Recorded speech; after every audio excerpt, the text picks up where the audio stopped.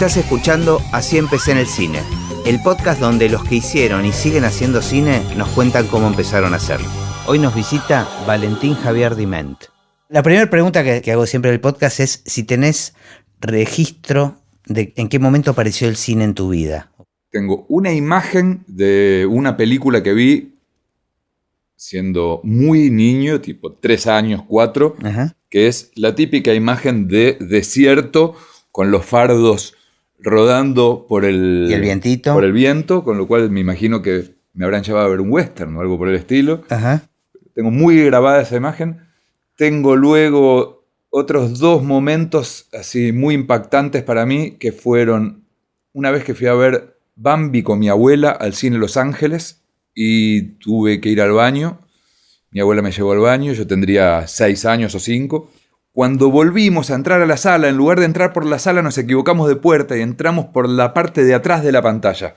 Y se veía igual. Un pequeño fragmento, es como un pasillito muy Ajá. diminuto. Y estábamos parados con la pantalla gigantesca que se veía todo, pero que se te venía todo encima, y quedé completamente flasheado, confundido y asombrado y fascinado también. Pero por eso es una sensación positiva. Sí. Primero me asusté y después me copé. Y después, una vuelta que estaba en unas vacaciones, había ido a lo de la abuela de unos amigos en Moisés Ville, y había un tren de madera en el cual pasaban películas en Super 8. Y solíamos ir. Y un día estaban pasando Dumbo en el tren de madera. Y mientras estábamos viendo Dumbo en un tren, estaba la mamá de Dumbo secuestrada en un tren.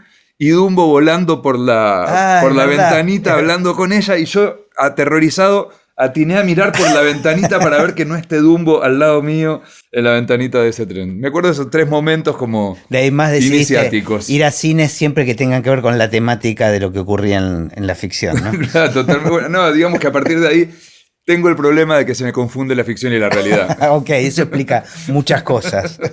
Pero bueno, siempre fueron sensaciones positivas, digamos. Sí. ¿Y después la salida al cine era algo habitual en tu vida? Sí, era completamente adicto a ver películas, cine o sea, siempre era el problema conmigo en la escuela cuando salíamos con los pibes a ver alguna peli, que yo había visto todas varias veces. Uh-huh. Y no, no paraba de ver cine, no. Veía cine y veía Sábado de Superacción religiosamente. El 11. No, era un enfermo mental de las películas, no podía parar nunca. ¿Y en tu casa había algún, digamos, era una casa donde el cine era importante? No. ¿O qué lugar tenía la cultura en general? No, mi viejo me llevaba a ver películas, íbamos a ver películas de acción, no, yo era medio sacado y pedía siempre Uh-huh. que con salida me lleven al cine. Mira. A toda la familia. Internaba a todo el mundo. De hecho, ponerle Los Aristogatos, Ajá. recuerdo haberla visto 14 veces y no había video en esa época. O sea que interné a toda la familia. Ibas al cine a verla. Sí. Estás en la primaria. En la primaria, claro. Sí. Esa o ponerle, yo vivía en Villa Crespo, era una de las salidas habituales, era los sábados a la tarde con los pibes íbamos a Club Atlanta y era ir a la Atalaya, que daban, muy seguido daban Los Irrompibles y se armaba el quilombo cada vez que aparecían Los Irrompibles, todo el mundo gritando Los Irrompibles, los llamaron, todos pateando el piso por sus hazañas, sin parangón, la palabra parangón que viene de ahí no fue... Bueno, esas cosas sí, muy intenso. Te dejaron marca. Ahora que mencionas Los Irrompibles, tengo el consejo tuyo, porque yo tengo el recuerdo de esa película, de haberla visto en la época del estreno, y la recuerdo como lo más. Ya en general los uruguayos eran como... Sí, claro. Eran Telecataplum, Morpo. Sí. Pero vos me aconsejaste no volver a verla. Mira, probablemente haya sido un buen consejo. Yo no la volví a ver. Ajá, porque son esas películas que tal vez... Y claro, ¿viste? Porque ellos hacían también un pequeño papel, ¿viste? Los protagonistas eran, si mal no recuerdo, Martínez. ¿No estaba Berugo Carámbula? Sí, estaban todos los uruguayos. Sí. Pero protagonista era Jorge Martínez, creo que era un galán de telenovela, y Graciela Alfano, una cosa así. Ok. Berugo creo que hacía así un personaje un poquito más importante, pero los uruguayos eran los que venían en la zorra, claro, los sobre todo polvorientos. Totalmente. Bueno, y después ¿cómo siguió el cine en tu vida? Digamos, ¿en qué momento empezaste a pensar el cine como una opción de de carrera? Y digamos, ya más de adolescente, de preadolescente, me empecé a hacer más, empecé a descubrir más a partir de la Lugones hebraica, una trayectoria muy, muy común, digamos. A partir de de Lugones hebraica, había muchas salas en esa época, estaba el Cine Club Buenos Aires, etcétera, etcétera. Empecé a descubrir el cine más intelectual, el cine europeo, el cine de autor, etcétera, etcétera, y me impactó mucho. Y me impactaban mucho a mí la literatura y el cine. Leía y miraba películas, era como lo que más me gustaba hacer en el mundo. Entonces, de modo natural, me incliné hacia esas dos cuestiones, hacia la escritura y el cine, porque era lo que me salvaba, la sensación era esa, era lo único que me interesaba en el mundo, leer y ver películas, entonces... Pero tenías una conciencia que existía la posibilidad de la carrera, porque digo, mucha gente tenía un gran amor, mucha gente con la que estuve charlando, un gran amor por el cine, pero no se le ocurría como opción de estudio, digamos, porque aparte no había tantas opciones, digamos. No, pero yo tengo un tío que se llama Héctor Sierra, que ahora vive en Mar del Plata, que en esa época daba clases en la Escuela de Avellaneda, en la época en que la Escuela de Avellaneda la dirigía Hermida. Y alguna vez le fui a dar una mano a él, en algún laburo de él, cuando tenía 12, 13 años yo, y me copé con eso. Y él, cuando yo cumplí 14, él me señaló, me dijo, mirá, ahí Hermida va a dar unas clases, un cursito daba de realización cinematográfica, no me acuerdo ni dónde, y lo hice. De muy pendejo. Y me quedó como muy grabado. Y después también me acuerdo que iba con un marido de mi vieja de esa época, que era también copado del Super 8, entonces íbamos a las jornadas de un CIPAR, a los concursos de montaje en cámara que se hacían ahí en el parque de Canal 7 o en distintos lugares. O sea que sí, tenía... El hacer cine se me vino desde medianamente jovencito, sí. Y terminaste la secundaria y te metiste a estudiar cine. Yo había hecho ese curso y después, tipo a los 16, 17 años, hice otro curso de realización cinematográfica con un profesor que se llamaba Nacho Chisleanchi. Hice un par de meses y me quedé sin guita. Estaba hasta las bolas y le dije que no iba a seguir. Me dijo, no seas boludo, dale, vení, que está bueno. Y me dijo, vení, él hacía sociales. Y me dijo, venite de asistente mío. Y yo estaba laburando en esa época, además en un estudio de fotografía. Y un compañero mío de trabajo era fotógrafo de sociales. Y yo era asistente de fotógrafo de sociales. Entonces, enganchaba y les cambiaba las ópticas, les llevaba los flashes y le cargaba los flashes y qué sé yo. Y entonces entré por ahí a laburar de socialero. A los 17 años, ponele. Pero más ligado a la fotografía y al video, digamos. Sí, no, el cine no existía, ¿no? El cine muy posterior. No, yo fui socialero durante muchos años, después... Por esas cosas del destino pasé a ser editor de algunas cosas de televisión, pasé a ser de ahí realizador de televisión, de cosas, canales de cable, qué sé yo, laburando de lo que pueda laburar. Y pasados los 30 y pico, ya en un momento me harté de la tele, decidí dejar y me volví a dedicar a la literatura. Y ahí se me abrió unos laburos de guionista gracias a que me crucé jugando al fútbol con Fer Spinner. Y me llamó para laburar, y de ahí entré al cine. Ah, mira. No, muy posterior fue que yo pueda... yo ni me imaginaba que iba a poder hacer alguna vez una película, fantaseaba siempre con eso, pero... O sea, estabas más relacionado con el mundo de la tele, digamos. O sea, tenías cierto conocimiento técnico. Yo trabajaba de hacer tele, claro. Digamos. Yo me la pasaba, mi vida era ver películas, leer, hacer quilombo, cotidiano, y laburaba haciendo televisión, como oficio. Laburaba como editor, laburaba como realizador, laburaba Boca TV, hacía las promos en Canal Rural, laburaba esos laburitos de canal de cable, que era lo que me daba mi laburo. Eso. Y de repente te cruzás con Fernando Spinner en un partido de fútbol. No, jugábamos a la pelota en esa época y él estaba filmando La Sonámbula. Yo quería entrar a laburar a La Sonámbula. Además, yo lo conocía, a Fer, de pendejo, ¿viste? De su obra, quiero decir. Claro, aparte Fernando venía del mundo de la tele. Él venía del mundo de la tele, además había venido de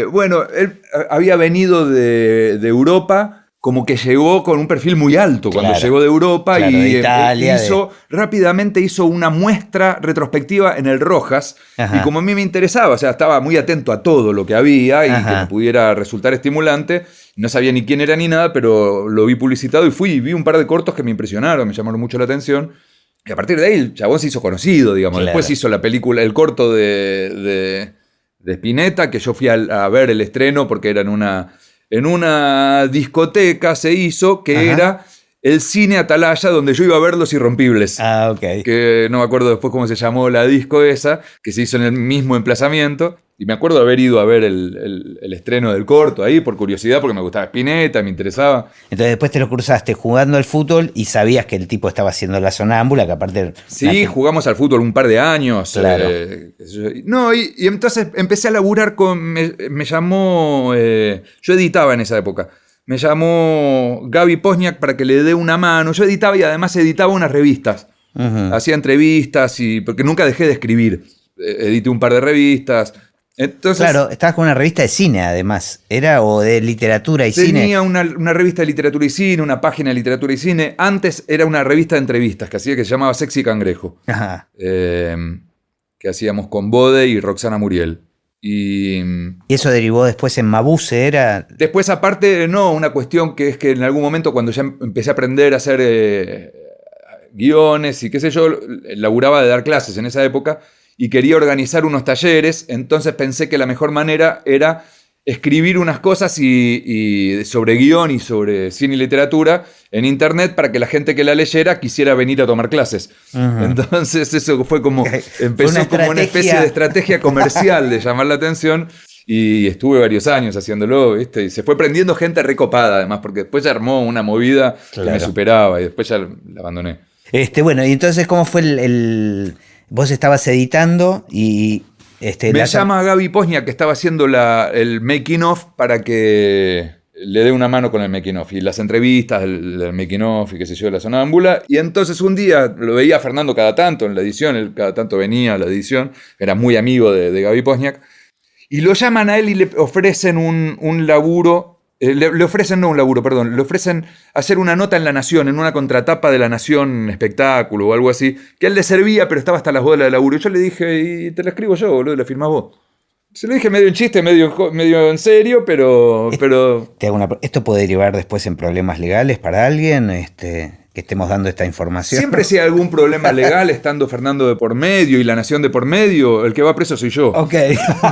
No hay duda de eso. Bueno, nada, y ahí empezamos a laburar y nos copamos y nos hicimos amigos y empezamos a laburar. Me empezó a ofrecer trabajar con él. Rápidamente empezamos a escribir una adaptación de una película que nos encantaba a los dos en esa época, era El Ángel Azul. Estábamos tratando de escribir una adaptación al tiempo presente de aquellas épocas. Y le surge a él que lo contratan unos franceses para escribir Abashai.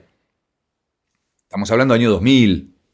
Y él me contrató. ¿Que él ya venía con el proyecto, además de antes? No, en realidad lo que pasó fue que sí, venía con la idea. Ajá. Le ofrecieron a él hacer una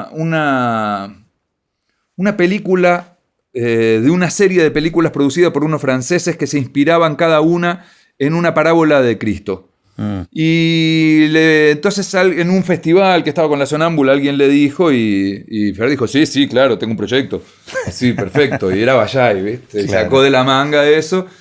Así que todavía no había escrito nunca un guión yo y me contrataron para escribir un guión, me garparon y además me llevaron a París a escribirlo, que tuvimos 3 meses laburando ahí y que yo no podía creer, una alucinación. Y además un proyecto que se concretó 15 años después. Claro, ¿no? Ese proyecto puntual fue un fracaso. Después Fer siguió con la idea de Avallá y qué sé yo, qué sé cuánto, y logró concretarlo. Pero que estuviste involucrado también. Sí, seguí con eso. Pero la primera película que se concretó, digamos, ¿cuál fue? La primera, ¿cuál fue? Adiós querida luna, me parece. Que ahí fue cuando nos conocimos nosotros. Sí, totalmente. Y ahí estabas como co-guionista. Estaba como co-guionista, como director asistente. Sí, esas 2 cosas. ¿Y qué te pasó con eso? O sea, ¿cómo fue el paso de el querer participar, querer estar concretamente en una película real a estar haciéndolo? Además fue en un contexto muy particular. Muy particular, sí. Se caía la Argentina, claro. Año 2001, diciembre del 2001. ¿Ustedes la venían escribiendo de antes? Ya estaba escrita, sí. Es una adaptación de una obra de teatro. Sí, en realidad. De Vicio. Sí, exactamente. Yo ya había laburado igual en algunas pelis. Había tenido una experiencia trabajando con Jorge Polaco, que había sido muy graciosa la experiencia. Por lo menos rara. Muy particular, sí, porque primero había hecho unas cosas, después me contrató para una película que no llegó a filmar nunca, que producía Blanca Curi, que era la bruja de Carlos Saúl en aquellas épocas, que era un personaje muy particular, que estaban de la mano todo el tiempo, era muy, muy llamativo todo, se había armado ahí un enjambre. ¿Jorge con ella? Sí, era muy, muy rara la imagen. Se filmaba en la casa de ella, que era un piso gigante en Recoleta. A mí me iba a buscar, yo filmaba los ensayos, me iba a buscar un chofer con un auto y qué sé yo, y ella... Además veía, en las cartas le decían que iba a ganar el Oscar con esa película y todo, pero bueno... Puede fallar. Y ahí estabas como guionista. No, ahí estaba filmando los ensayos. Filmando ensayos. O sea, ya venías con algunas experiencias en un set de cine. Sí, algunas cositas había hecho. Pero bueno, sí, ahí fue que empecé a laburar más en serio y nada, me gustó, yo qué sé. Además, en realidad, más que me gustó, me pasó que me sentí completamente cómodo. Me resultó muy cómodo el rol, digamos. Además, me parece que Adiós querida Luna es una película que requirió, además en el contexto de la crisis del 2001, en una película de ciencia ficción con muchos efectos especiales y que requería mucha imaginación y destreza para resolver problemas, ¿no? Me parece que es una... Sí, claro. Hecha además sin un peso, nadie cobró. Por eso. Nadie cobró para esa película. Todo el mundo laburó gratis. ¿Y cómo fue esa situación? O sea, ¿en qué te sentías cómodo y en qué te sentías más inseguro? Me sentí cómodo en el sentido de que tenía la sensación de que entendía cuál era el mecanismo para hacer una película. Me pareció entender eso. La sensación de, claro, va por acá, laburo con los actores. Aprendí mucho además porque laburamos con Urdapilleta, con la Negra Fleschner, sobre todo con ellos dos que laburamos el guión. Además laburaban Goiti y Fontova, pero con ellos dos además escribí y laburé mucho... En la escritura que eran dos genios para mí, además dos referentes míos. Yo era del Paracultural, yo iba al Paracultural, era como un adicto al Paracultural, ¿viste? Claro. Entonces era como laburar con dos grandes... Y aprendí una bocha con ellos de laburo y de dirección de actores. Fui aprendiendo un montón ahí. Y ahí estabas a la par de Fernando, digamos, compartiendo... Sí, no, él era el director, pero yo estaba todo el tiempo casi como un consultor, digamos. Discutíamos, como Fernando además laburaba, las puestas las hacíamos ahí, las puestas en escena las hacíamos ahí, las puestas de cámara se hacían en función de la puesta en escena. Entonces las discutíamos todo el tiempo. Yo era como un sparring para Fernando y como tenía buena onda con los actores, además. Claro, a mí me encantaba, yo era feliz en ese rol, sí. Lo difícil normal, digamos, de tener que lidiar con la dificultad. Por supuesto, pero tal vez, había algún ítem, digamos, así como a algunos les puede pasar con los actores, el manejo con los actores o con los efectos especiales, sí. o con la parte técnica, digamos, donde vos te sentías más vulnerable. No, porque además, como yo no era el director, estaba tranquilo, ¿viste? Era puro aprendizaje. Claro, estabas protegido. Estaba reprotegido, era puro aprendizaje, digamos. Yo salía a atajar penales porque era mi voluntad y mi rol, pero bueno... Yo era el pibe que salía a atajar penales, no era el director de la película ni el productor de la película, entonces no es lo mismo. Otra cosa fue cuando ya empecé a dirigir yo, que ahí sí. Bueno, eso es lo que te iba a decir. ¿Cuál fue el siguiente paso, digamos? Después de Adiós querida Luna. Después yo estaba laburando en Canal Ciudad Abierta y hacía unos documentales. De directivos estaban Gabriel Reches y Alejandro Montalbán y estaban empezando a generar ficciones. Fue al poco tiempo que se había abierto el canal, ¿no? Poco tiempo después, sí. Fue luego de un primer cambio de autoridades. Porque empezó con un agente, después pasaron a estar ellos.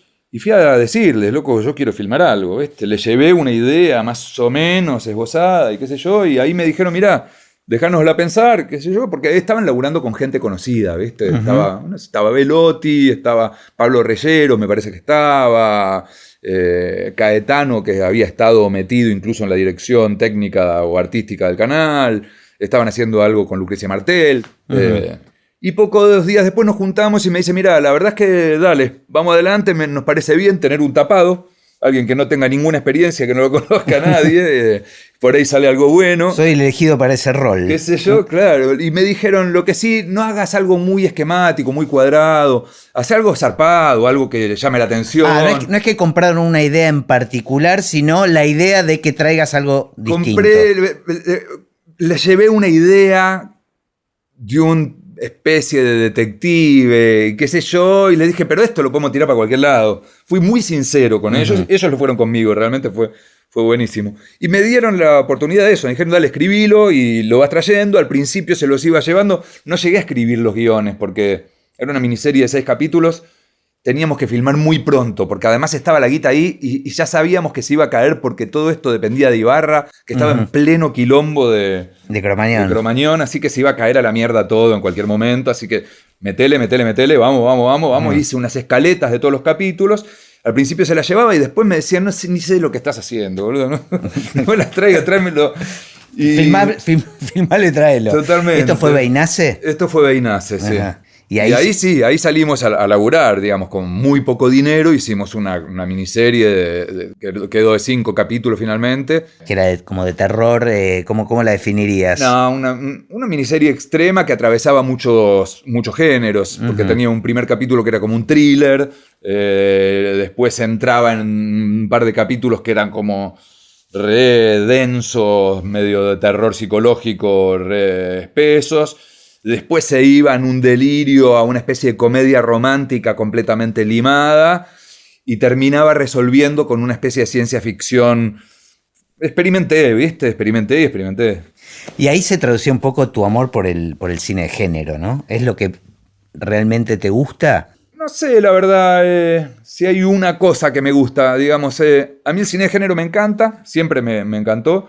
Me pasa también que a mí me gusta el cine que... O sea, el cine de género, en tanto y en cuanto puro producto, me aburre. Claro. Digamos, me interesa cuando adentro del estuche del cine de género hay algo que alguien queriéndole hacer algo al mundo o algo a alguien, digamos, ¿entendés? Cuando te quiero hacer un producto que esté bueno, prolijo, que te entretengas y qué sé yo, bueno, puede ser que me guste más ver eso que ver una película más pretenciosa, igualmente vacía. Claro. Pero sí, no está es bueno como cuando el género marca simplemente los andariveles donde poder contar algo interesante. Sí, ¿no? totalmente. Algo que a mí me interesa algo que sacuda un poco. Igual los gustos van cambiando mucho, ¿viste? Con los años. A mí me han gustado distintas cosas. Digamos, cuando era más adolescente, un gusto nuevo erradicaba los anteriores, ¿viste? Ah, sí, directamente. Y ahora que uno está más grande, una porquería. Ahora, claro, y ahora que está más grande se van sumando más o menos se van combinando de otro modo. Claro. Me interesaba el género, pero a su vez la historia quería contar algo del mundo, digamos, y tenía como una especie de ínfulas provocativas y de pretensiones de opinar y de molestar o de expresar, de molestar, pero a su vez es expresar la molestia que uno tiene con el mundo, que uno tenía en ese momento con el mundo. Entonces, bueno, esa era puede ser la molestia o la fascinación o el descubrimiento. Sí, no, en este caso era la molestia. Claro, sí. claramente. Si lo ves te vas a dar cuenta rápidamente que era la molestia. Igual eso lo hiciste en un formato, era video, ¿no? Eso era video y además elegí hacerlo en 4:3. Por ejemplo, en esa época se estaba empezando a usar mucho el 16:9 porque no quería falsear la idea de... No es cine, es televisión. Exactamente. Y es lo mismo que sea cine o televisión, digamos. Fue un laburo muy arduo y que me llevó mucho tiempo editarlo, porque además fue como solo tenía una escaleta, no tenía ni un solo diálogo. No tenía ni idea de lo que iba. O sea, yo sabía, hoy tenemos que filmar la escena en la cual a Beinace le pasa tal cosa, que yo sabía que era importante para el futuro, para tal cosa del futuro, pero no tenía los diálogos, y ahí improvisamos todo con los actores.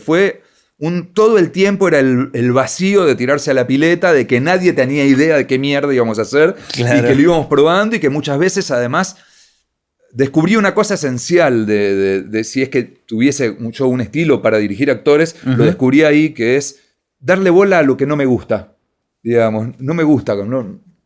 ¿Qué onda de actuación? Y la verdad es que no Y no darle le bola creo mucho. En el sentido de seguir trabajando, digamos. De decir, no, hagámoslo de nuevo. Okay. ¿Por qué? Y la verdad, a veces sé, a veces no sé. Uh-huh. Pero no hacerse el boludo con lo que ves y decís, no estaba bueno esto. Uh-huh. Y plantearlo y parar la pelota y qué sé yo, en la medida que los tiempos te lo permitan también, ¿no? Pero... Ahora, qué curioso porque venías, digamos, yo te conocí en esa época y venías de estar trabajando muy metido en guión, justamente. O sea, qué contradicción que tu primer trabajo, el guión quedó relegado a la improvisación. Sí, de hecho yo laburaba con un equipo de guionistas, tenía un equipo de guionistas con los que laburaba siempre, que era Martín Blusón, que con todos seguimos laburando y seguimos en contacto, Martín Blusón, Germán Bal y Santiago Adida, y laburábamos siempre juntos, estábamos haciendo cosas por encargo, nos encargaban, me estaban llamando bastante para escribir guiones, ¿viste? Y entonces, bueno, agarrábamos, incluso unas partes iban para uno, derivábamos. Pero aparte te gustaba analizar guiones. Sí, o sea, sí, totalmente. Y además estaba como descubriendo los entresijos de la estructura y del oficio del guión. Uh-huh. Y de repente tenés la oportunidad. No me daban los tiempos. Claro. La verdad es que no me daban los tiempos. Fue como muy contundente. Además fue lleno de quilombos, en el sentido de que primero, desde que me dijeron podés hacerlo hasta que lo pude empezar a hacer, pasaron 20 días, un mes. En 20 días, un mes tuve que armar todo el equipo técnico, empezar a armar el elenco. El protagonista iba a ser Urdapilleta, filmamos 2 semanas, se fue Urdapilleta, se atacó, estaba tremendo, se atacó, se fue, tuve que cambiar de protagonista, filmar de nuevo todo lo que habíamos hecho. Por suerte se armó una banda maravillosa y entró Ciembroski, que era el primero. Yo antes de pensar en Urdapilleta había pensado en Ciembroski no podía. Hablamos con Urda, entró y después se fue. Y después, bueno, viste esas cosas. Ahora, una confianza absoluta entonces en los actores, digamos. En los actores, y además yo no tenía muy claro si yo podía dirigir actores o no. Uh-huh. Digo, de pendejo le tenía pánico a la dirección de actores. Uh-huh. Le tenía pánico. Por varios motivos, ¿viste? Esta cosa también, porque uno se siente juzgado, ¿no? Como director, cuando sos pendejo, te sentís juzgado por el actor. Uh-huh. Y a mí me importaba mucho ese qué dirán. Entonces me paralizaba un poco eso. Entonces como, bueno, ya más grande, con un poco más de experiencia en laburos ajenos y qué sé yo, dije, bueno, veremos. Y ahí me descubrí director de actores, ponele. No sabía yo que podía dirigir actores. Y además las circunstancias te obligaron. O sea, es genial como a veces la misma, y esto me parece que es algo que se repite un montón en el mundo artístico, la misma complicación obvio, sí. Se transforma en una oportunidad. Sí, totalmente. Eso es así, es una regla de oro. Sí. Y también pienso que todo el aprendizaje o el estudio o digamos la obsesión que tenías con el trabajo en los guiones, seguramente la pudiste aplicar en estas situaciones de improvisación. O sea, totalmente. Es como aprender para después soltar y desaprender y bueno, ver cómo juega eso. Las dos cosas con las que yo trabajé ahí muy aferrado fue con el guión y con el montaje.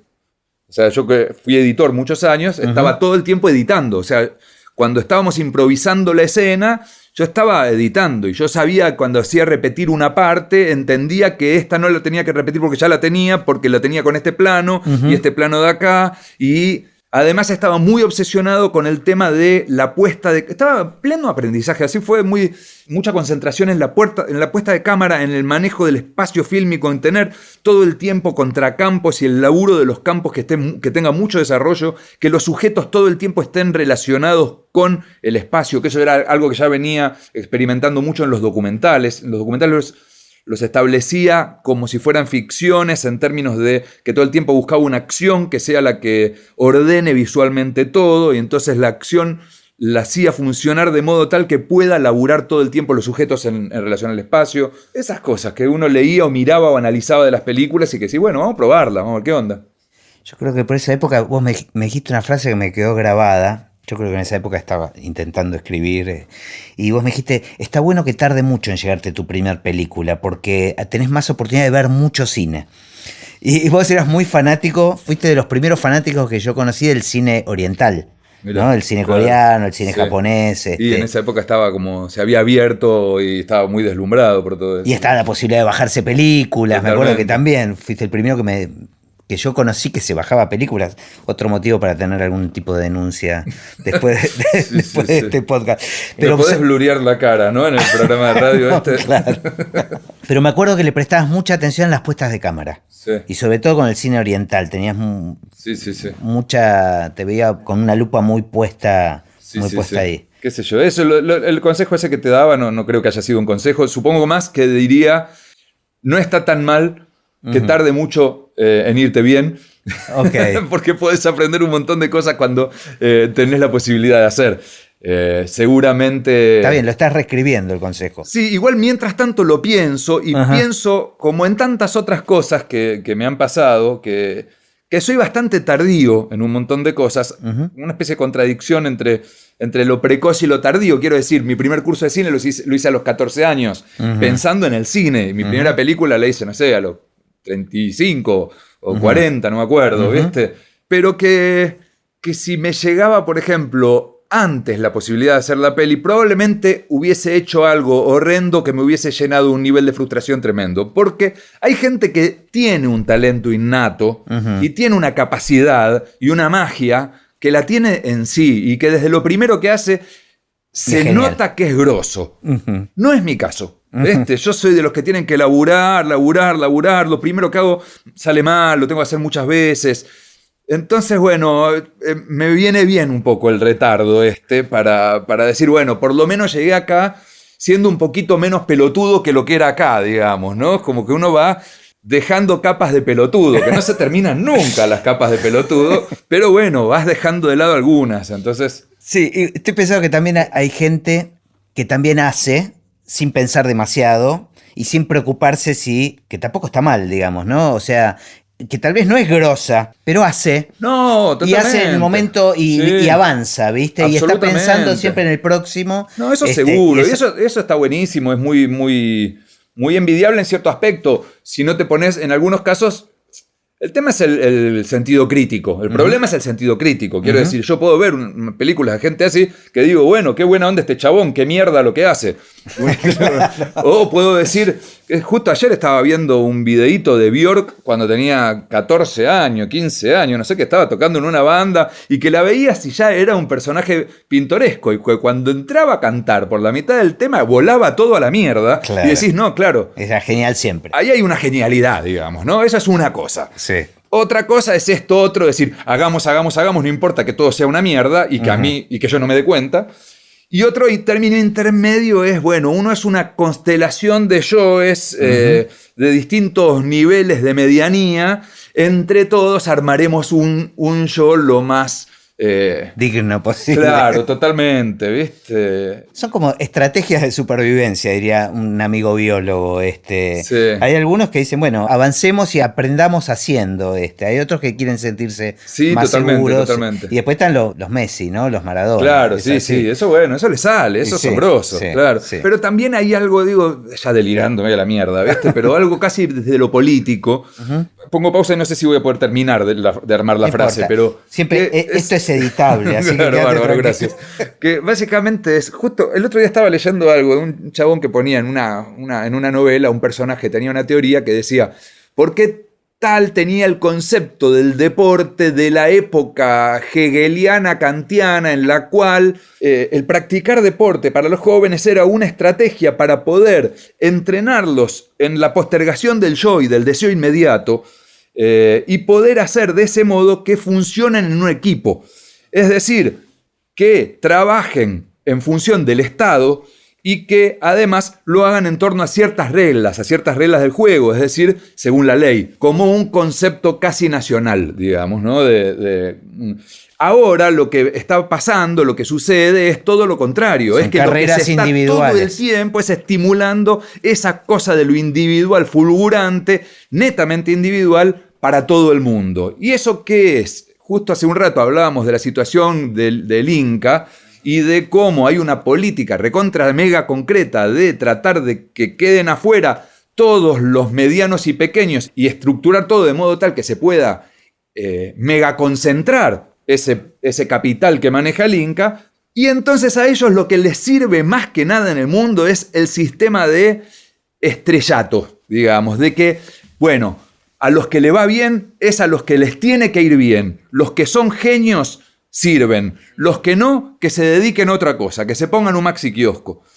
Este concepto iría en contra del otro concepto que yendo a otro lado, digamos, a otra cita, leí hace un tiempo también un artículo en el cual, creo que era Levi Strauss, que decía, el arte no es esa llamarada, esa cosa, el arte es un lugar donde la gente deposita un montón de cosas de las que se alimentan los artistas que siguen. El objetivo, digamos, es el espectador, es el lector, y es sobre todo que haya todo el tiempo una alimentación para que el otro que se cope en escribir algo, justo cuando leyó lo tuyo, se le disparó algo que, aunque a vos te hayan leído 8 personas. Lo colectivo, lo comunitario, contra lo individual extremo, digamos. En el medio está el peronismo, digamos, ¿no? Donde está el cuidado de lo colectivo y lo comunitario, sin descuidar la posibilidad de generar algunos que logren concentrar porciones de capital, digamos. Me fui completamente a la mierda. No, me encanta. Igual tenés esa capacidad que te la conozco desde que trabajamos juntos en Avallay, de cambiarme el orden de todas las partes que yo ya tenía. Ok, perdón. No, porque una de las secciones es cómo ves el futuro del cine, bueno. O que me cuentes alguna anécdota, pero vos ya pasaste por todas esas. Sí, no, igual esto era como una... Pero me encanta escucharte, siempre me resulta interesante charlar con vos, así que está buenísimo. Retomando el tema de la carrera, sí. ¿En qué momento pasaste a hacer una película? La primera peli que hice yo fue La memoria del muerto. Yo ya cuando empecé con Beinace, ya para mí era una peli. O sea, era una miniserie, pero ya para mí estaba laburando como que estaba laburando una peli, realmente. Ya desde un poquito antes, ya desde los pequeños documentalitos, unos documentalitos chiquititos que hacía, que a mí me encantan, ¿viste? Cuando mirás para atrás y decís, mira qué bueno que estaba esto. Una poronga, unos cositos de 12 minutos. ¿Que están online? Me parece que no, que ya los subiré próximamente. ¿Cómo se llamaban? Mi viejo se llamaban. Y eran padres varones con sus hijos. Ajá. Cada uno un padre con su hijo o hijos y la relación, el mundo que visto a través de esa relación. Ajá. Pero que ya estructuralmente y visualmente lo estaba manejando con un criterio de experimentar en la puesta de cámara, de experimentar en la composición y en el espacio y en el montaje y en, bueno, todo lo que veía y analizaba. Yo me enfermaba, era muy enfermo de analizar películas todo el tiempo. Y además teníamos los talleres, teníamos alumnos, no sé si mencionarte, pero que... Ahí nos conocimos. Claro, que eran muy entusiastas y que además a mí me gustaba mucho que podían ellos mismos traer un montón de cosas y era muy colectivo el laburo del análisis de las películas, realmente era muy grupal y era muy creativo y qué sé yo. Entonces, bueno, ya cuando empecé a hacer eso para Ciudad Abierta, para mí ya estaba haciendo cine. Claro. Digo la verdad, era algo audiovisual, ficción audiovisual, era como haber puesto el primer pie en el cine. Digamos que el primer día de rodaje de La memoria del muerto no sentías que estabas haciendo tu primer película, de alguna manera. No, sí, era una cosa particular, qué sé yo, pero no era eso, no tenía esa cosa, wow, llegué, claro. Estoy haciendo una... No, ya sentías que habías aprendido un montón de cosas. Sí, era como una continuidad, era una continuidad de sumar una forma más a lo que me importaba, que era el relato audiovisual, ¿viste? Que era televisivo, video, cortometraje, peli. Además ya filmás en video, ¿viste? Claro. Eso también suma, porque si hubieras filmado en Fílmico mi primera película, hubiera sido alguna gran diferencia seguramente. Claro. Pero bueno, era video, no es lo mismo. No era tan distinto el soporte, digamos. Laburé con todos amigos, qué sé yo. ¿Y quién era el punto, digamos, tu punto de apoyo más importante? ¿En qué momento es eso? No sé, en los distintos momentos. Tuve montones de referentes a lo largo de la vida en los distintos momentos, ¿viste?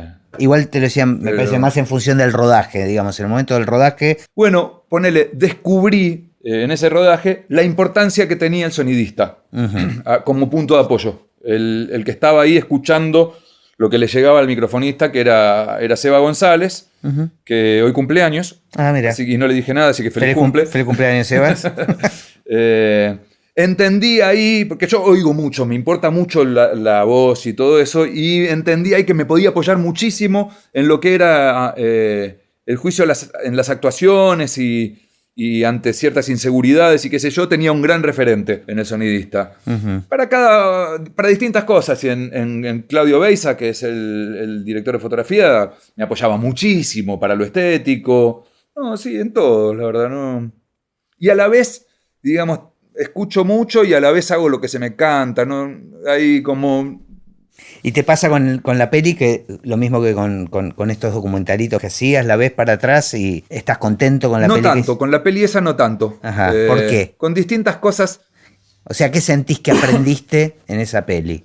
La peli esa, cuando la presentamos, esa peli era un guión de Martín Blusón que lo reescribimos. De pedo entramos con... De pedo digo porque me entero que está cerrando Ópera Prima en esa época y Martín me había traído un guioncito que estaba preparando, ni siquiera lo tenía del todo laburado, y me entero que están cerrando eso y digo, bueno, en 2 días cierra esto, ¿lo puedo presentar? Martín, dale, presentémoslo.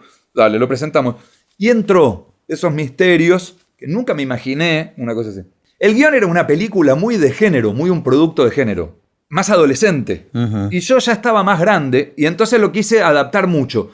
Y me quedo En el medio. un poquito a mitad de camino, creo yo, con algunas partes un poco desmedidas, digamos.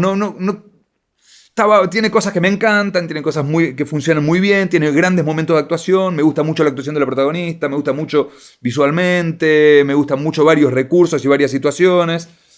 Y después hay muchas situaciones que digo, esto es cualquiera, esto fue un gran aprendizaje, pero no lo veo, no lo miro, digamos. Pero que te sirvió después. Sin duda. Pero cada uno, o sea, Sí. con cada cosa. Porque después de Beinace, también estaban estos 2 pibes que eran Reches y Montalbán, que pasaron a Canal 7 y estaban haciendo un ciclo de telefilmes. Ujú. Estos telefilmes codirigían a alguien de cine y a alguien de teatro. Sí. Y nos contrataron y nos llamaron a Siembroski y a mí para codirigir uno de los episodios. Que nunca lo pasaron porque era demasiado fuerte, entonces no lo pasaron. Que tuve el mismo problema en... ¿Qué es lo que pasa cuando se juntan vos y Siembroski? Siempre Sí, es demasiado bueno. fuerte todo. Sí, bueno, en Ciudad Abierta tuve muchos problemas, Con también Beinace. no la querían pasar. Ujú. Y, bueno, la pasaron muy escondida en unos horarios medio horribles. Hicimos también ahí un telefilme que con eso también aprendí un montón, ¿viste? Y con La Memoria del Muerto también aprendí un montón. Estaba más colocado con tratar de aprender en esos casos puntuales y de poder reproducir ciertas ideas de género y recursivas que en qué quería contar. Entonces, Aprendiste eso. aprendí, por ejemplo, eso. Con La Memoria del Muerto me fue muy bien, internacionalmente, digamos. Si bien metí muchos espectadores acá, digamos, para lo que era la media, la Sí. época, 17.000 espectadores para una película de ficción en esa época era un montón, era más de lo que me imaginaba. Y una película de terror. Una digamos. película de terror, Claro. y gané muchos premios, viajé por todo el mundo con la película esa, festivales de todo el mundo y qué sé yo, qué sé cuánto. Conocí un montón de gente y ya se esperaba otra peli de mí y ahí fue que tuve que decidir qué hago. ¿Hago lo que se me canta el orto o me pongo a preparar otra película más o menos? Y ahí dije, bueno, chupate un huevo. ¿Y cuál fue la decisión? Y fui con El Eslabón Podrido. Sí, pero a mí me parece genial esa película. A mí me gusta, la quiero mucho, pero bueno, no la podía vender a nadie esa película, no se la podía vender a nadie. Pero me parece que justamente cumple estos requisitos que hablábamos recién. O sea, es como una película de género, pero muy de autor a la vez. Y no tradicional. O sea, respeta ciertas reglas, o no sé. Sí, bueno, hay una cosa que es muy interesante, digo, pensando en términos de guión, Ajá. que las películas, viste, como digo, siendo muy guarango, tenés como un desdoblamiento inicial entre las películas más de trama, dramáticas, donde todas las aventuras y las peripecias responden a la alimentación de la trama y a la acentuación del enigma inicial y la resolución de dicho enigma, o otras que son más episódicas, más, no sé, me viene tipo el Quijote, digamos, lo que sería en literatura el Quijote, o la rama esa, que son un personaje y las aventuras que le van pasando, y donde la historia es mucho más fiel al personaje y a ver las reacciones y las resoluciones que otorga el personaje que a que se resuelva un conflicto, un enigma central, digamos. Es decir, en última instancia, que la trama muchas veces, y este es uno de los grandes problemas que le veo como espectador a las tramas, es que terminan esclavizando al personaje en función de la resolución de esa trama exterior al propio personaje. Con lo cual terminan películas que empiezan interesantes, que empiezan con personajes interesantes, con conflictos interesantes, terminan con la segunda mitad del segundo acto y el tercer acto una garcha, todas iguales, ¿viste? Emparejadas y todas iguales, siempre traicionando las tramas a los personajes, forzándolos a cosas que decís, pero no iba para acá el personaje, ¿por qué? O sea, es más la resolución del conflicto que lo que... dar una respuesta trucha a un enigma que podía haber sido interesante. Cuando no tiene por qué haber una respuesta, digo... La vez pasada justo hablaba con una amiga poeta que me decía... en las novelas esto ya hace rato que se resolvió, en el siglo XX. En el cine siguen así de cuadrados. Pero las novelas ya... La respuesta es a la novela y ya quedó atrás, quedó vieja. ¿Y esto cómo lo relacionás con...? Porque, bueno, lo que decidí con esta película es ser mucho más fiel y honesto con los personajes y no darle tanta bola al concepto de trama, al concepto de los 3 actos, etcétera, etcétera. Tratar de ser muy contundente, muy...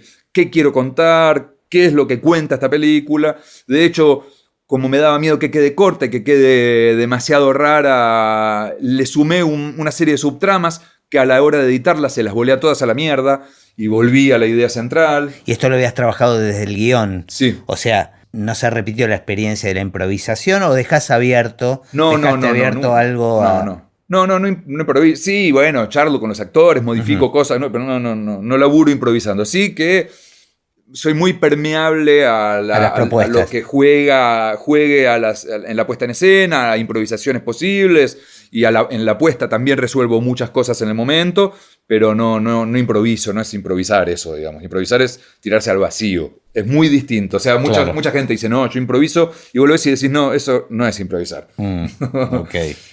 No, yo en base a esta experiencia que habías tenido que con Beinace, que en definitiva había sido bastante enriquecedora, digamos. Fue muy enriquecedora, fue muy agobiante, fue muy desesperante también y muy angustiante. La pasé para el orto también, ¿viste? Bueno, esta cosa que pasa siempre que cuando editas el primer corte te querés suicidar y querés haber nunca elegido dedicarte a esto, etcétera, etcétera, que es como un clásico, ¿viste? A quien no le pasa.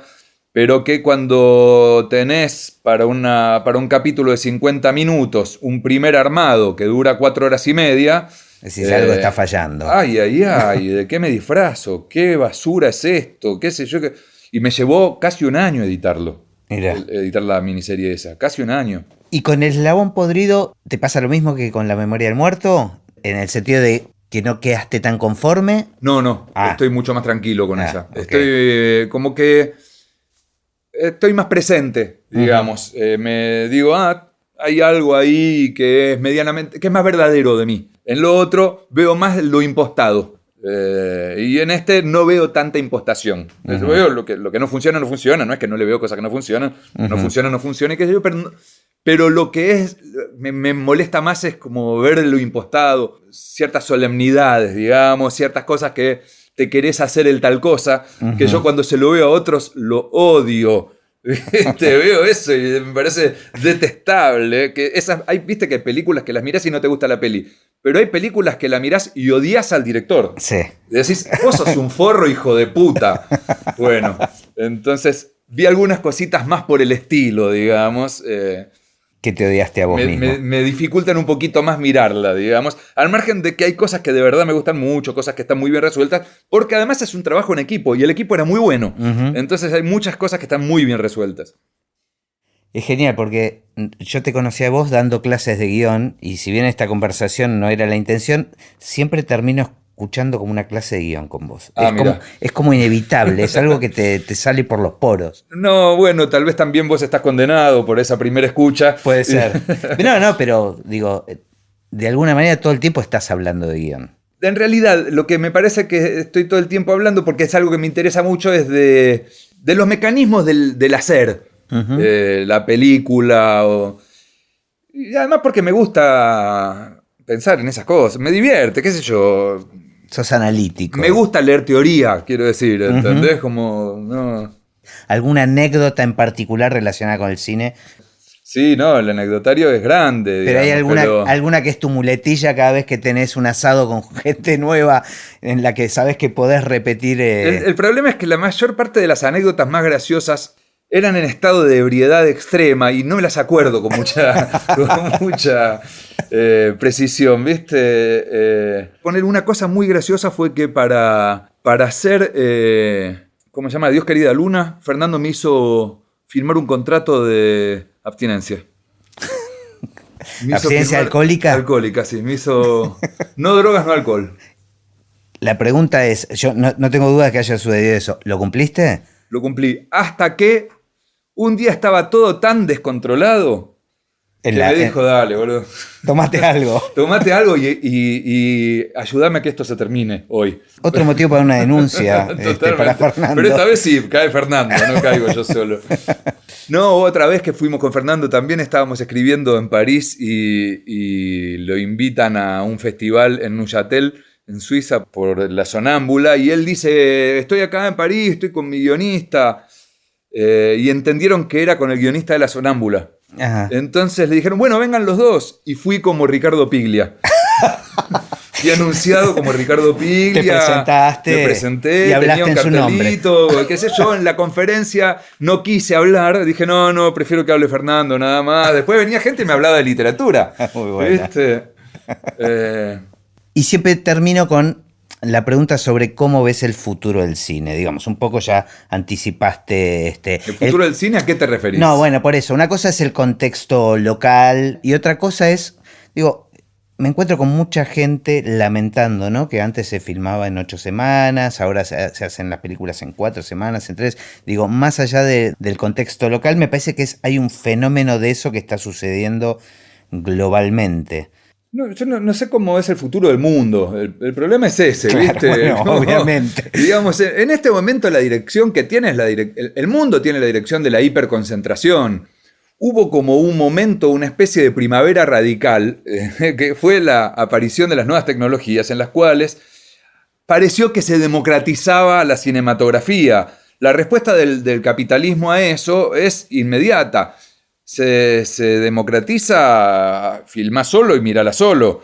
Nosotros le vamos a dar la plata, mucha plata, a pocos. Lo único que nos importa a nosotros es la concentración del capital y que haya mucha mano de obra barata, lo menos sindicalizada posible, para que ahora todos los que nos quedamos afuera, vamos a seguir filmando. Eso es lo que te iba a decir. No es que no vamos a seguir filmando, vamos a seguir filmando porque tenemos ganas de filmar, claro, ¿viste? Claro. Como ya se ha hablado de la muerte de la literatura tantas veces en los últimos 2000 años, ¿entendés?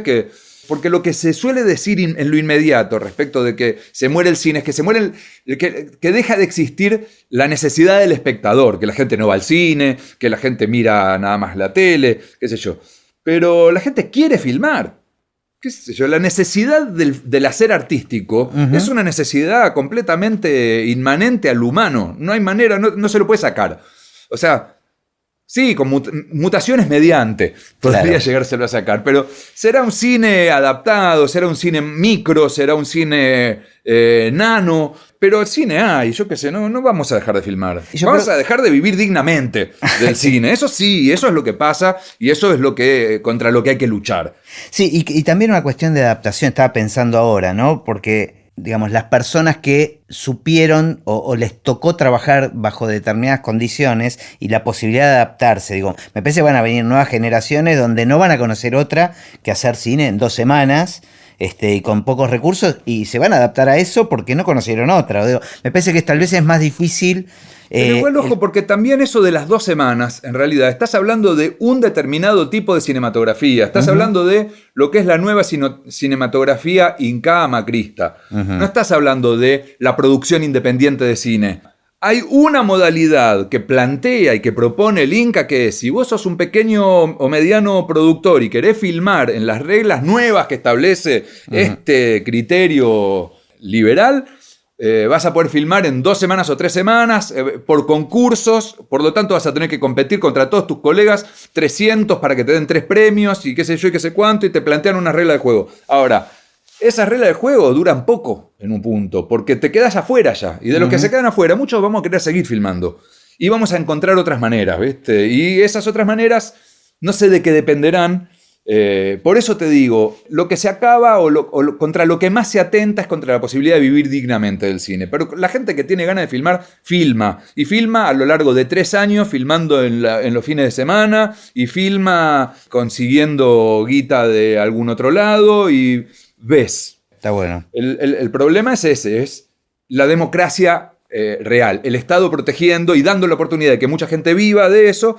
y bueno, lo que dificulta, como siempre, lo que se dificulta es que los que dirijan sean los pobres. Porque los que terminan produciendo y dirigiendo son los que tienen un billetín como para poder armarse esto. Y ahora, la posibilidad que venía creciendo de que los pobres estudien, de que los pobres pasen a ocupar un lugar preeminente, y eso es lo que están interrumpiendo. Pero bueno, ese es el objetivo de ellos y la lucha seguirá.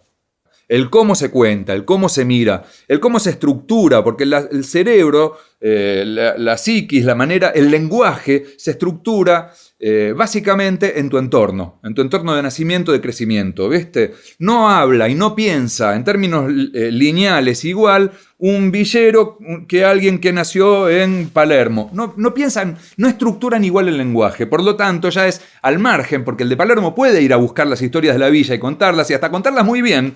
Pero de lo que nos estamos perdiendo es que se ataque con la estructura predominante burguesa del lenguaje cinematográfico. Sí, porque la diversidad en definitiva, ¿no? Sí, la movilidad de eso, la movilidad del lenguaje. O sea, básicamente la concentración de capitales conlleva de modo natural una forma de hacer estáticos los lenguajes. ¿Por qué? Porque los tenés que repetir. Uh-huh. Porque lo que te piden es repetición, porque la gente trabaja por repetición.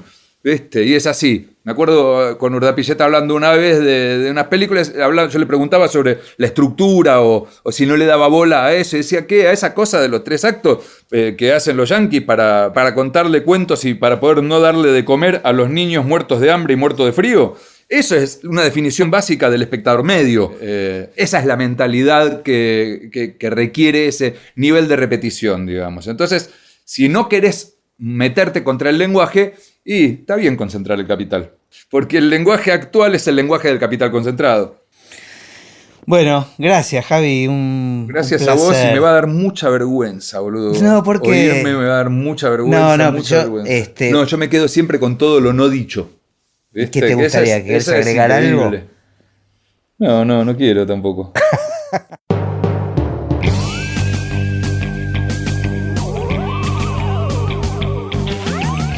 Y así terminó esta conversación de Así empecé en el cine. Mi nombre es Gustavo Pomeranek y espero que la hayan disfrutado al menos un poco de todo lo que disfruté yo. Recuerden que se pueden suscribir para escuchar todos los episodios que vamos subiendo en asíempecéenelcine.com. También nos pueden buscar en Apple Podcasts, en Spotify